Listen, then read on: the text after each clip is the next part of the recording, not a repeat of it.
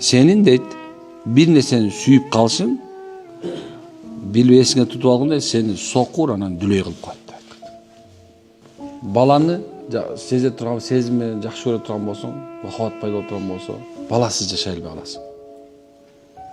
Ошол мезгилде bir аялды сүйүп калган болсоң, сезим ушунча өрчүп кетип турган болсо, ага жетмеген жинди болуп каласың. Эгерде bir дүйнөнү жакшы көргөн болсоң, анда субхан ошого жеткенден кийин, жеткенге чейин жетсең деле субхан ошону бир нерсе кылдыргың келбей, башка тийгизиң келбеши мүмкүн да. Эмне десең, балаң бала кезинде бала экен. Чоңойгондо субханалла өзүнүн аялынын коюнуна кирип кетет экен. Кызың чоңойгондон кийин субхана өзүнүн күйөөсүнүн коюнуна кирип кетет экен.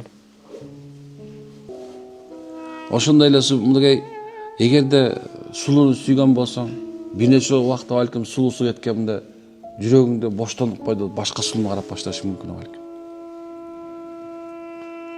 Эгерде субханалла сени оруп калсаң, балким ошол мухаббат болуп турганы башканы карап кетиши мүмкүн экен.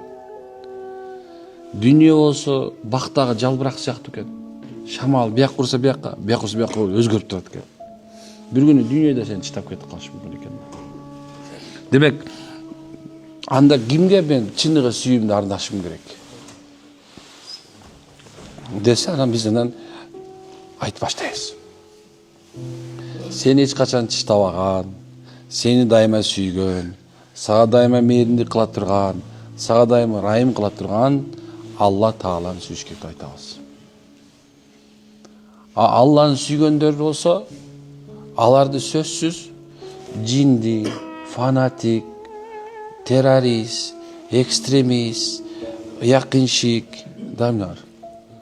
Инкарщик тоже. Ладно.